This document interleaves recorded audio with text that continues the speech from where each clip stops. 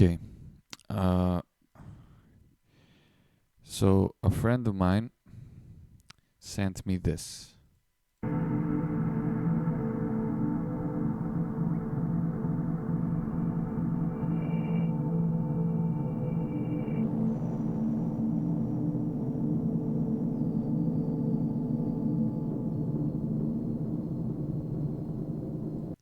Okay, so this section is actually very interesting as well. And so I came up with this.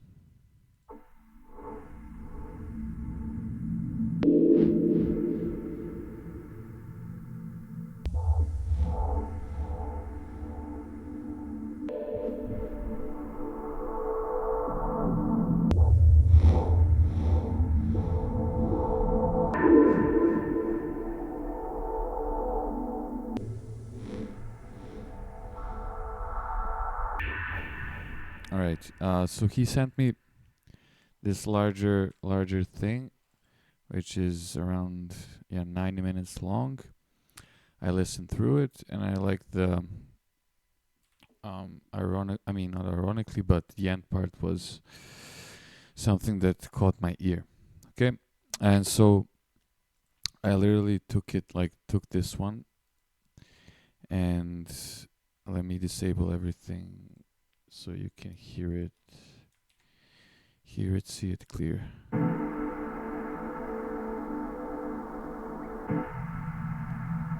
Right, so already there's some form, like a bit of modulation going on with this thing.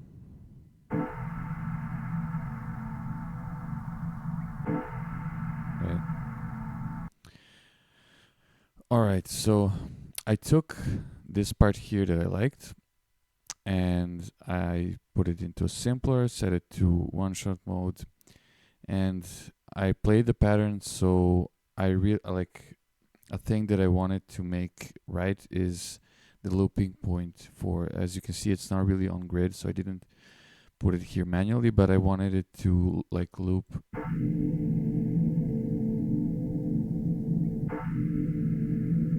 Right, so I played it on my push, or you can play it on your keyboard. But it had to make sense, and it felt like a loop. And so what I did here was, and this is the by like to taste part as well, is this filter. Like I set a filter here.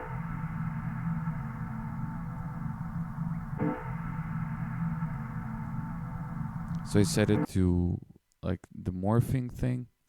I morphed it to taste, and then so the thing is that I messed around with this on my push, and so the interface is a bit different, and it kind of like resembles a modular thing while you're working on it, and not like looking at directly at the screen. And so I kind of do it faster when I work like that, and it, I don't know, I don't look at the like at my computer, it's not as visual as much. And what I used here for the first time was this MPE control, and I don't know exactly what MPE stands for, but I mean I'm sure that it like adds an additional layer of modulation to devices that support it. So I feel this is meant for push and stuff. But I found out that you can actually like modulate these, and I didn't enable anything on my. I don't think I enabled anything on my simpler. But with the modulation and stuff, like when you take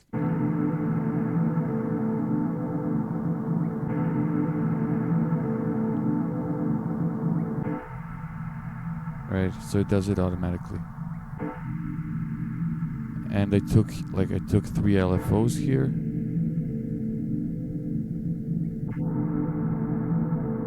I kind of fine-tuned them. So the parameters I'm modulating here are these, just so I'm getting variation that makes sense. You could do like other stuff these felt, I mean, visually it felt pleasing. It didn't make it sound good, but visually it felt pleasing, interesting to do, so I went with it.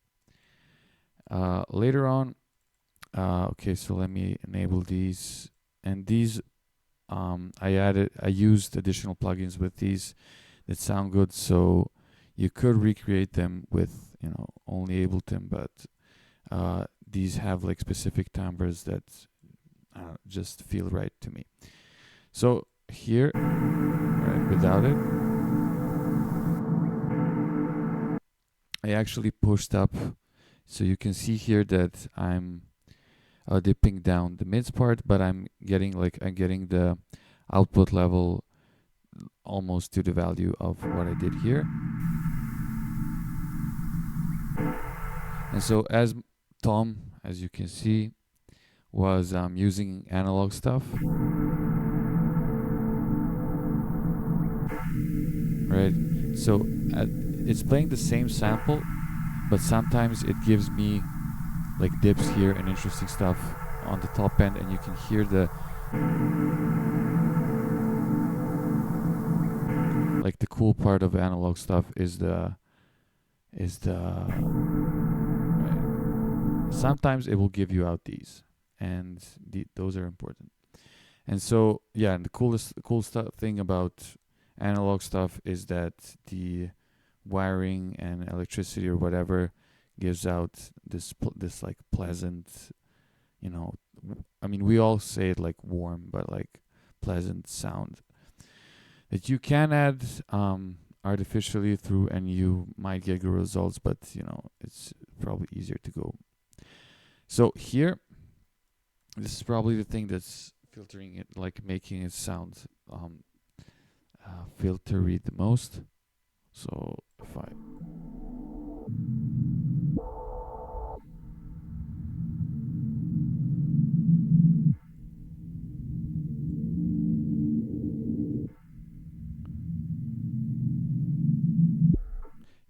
okay. So I'm doing a couple of things here. As you can see, things are already like moving. So initially what I did was I created a new MIDI track and I linked it. So the MIDI information is going to this one, so you can see it here. So 3 ambience, pre-effects, and I'm sending it back. So the MIDI information back to the plugin, which is called the drop. And then it's important to enable your MIDI function here. So it's getting, and so once you have it enabled, you can use the MIDI info to trigger stuff. And so you have to set it here to MIDI, as so it's like triggers it as an envelope thing, right? And you can see it every time it triggers, right? It pushes it. And I wanted it to be in correlation to whenever the initial one starts. But I have additional modulation here, as you can see. This spread part, which as it spreads it in the stereo part. But I added in a new modulation source, which is a random LFO. I tried with maybe using the previous LFOs, but it didn't work. And so I hope you're not getting my K9. Yeah, okay. And so I did I shifted the whole thing a bit, so I'm pretty reluctant to move knobs, as the thing is pretty fine-tuned. So what's really cool about this, and why I went with this one, is that it has this very pleasant sounding drive with its filter, just the way it sounds. And with the way I did it, and I don't really want to mess it up too much, but what's really cool is that you can hear the drive now.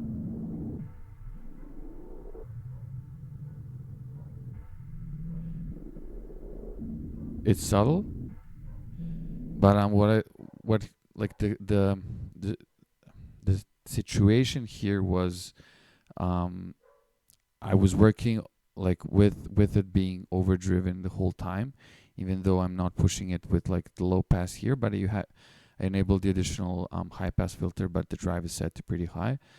But when I set the pre-gain back 24 dB, it just sounded better, right?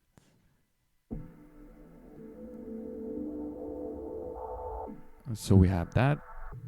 The next thing was I added in so two limiters. One of them as like kind of like a tiny rounding up thing that controls the whole thing, but I didn't want it to affect it too much. And this one was just to add up gain, but not for it to go too much overboard, as you can see here. And then a very, very important thing for this thing, like for it to sound like the way it sounds.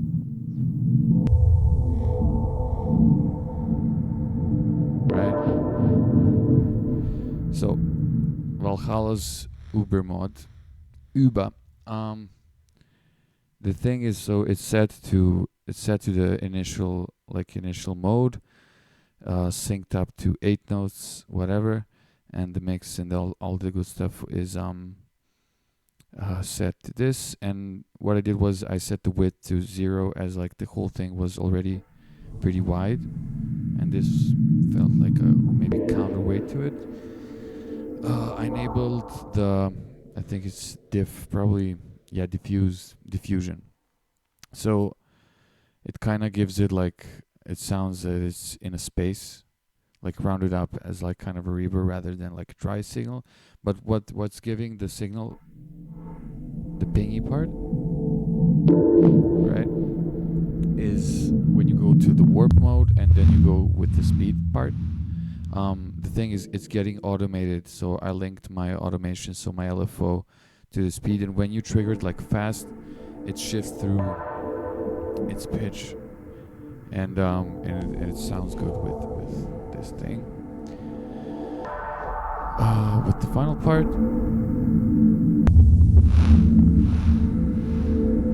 I dipped down this part that sounded too dissonant and, as we say, muddy, and I got the gain up a bit, so it enabled me to get more gain.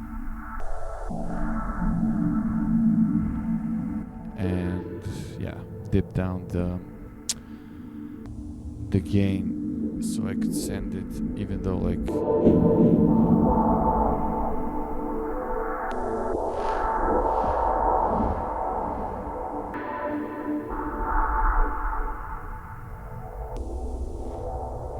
yeah, when it clips, like with the like digital clipping, it sounds pretty good as well. And yeah, so I'm rendering this out and I'm sending it to Tom, who's a nice guy and a very, very talented producer. Very talented. Yeah. Okay, this one's for today. See you. Have a nice day.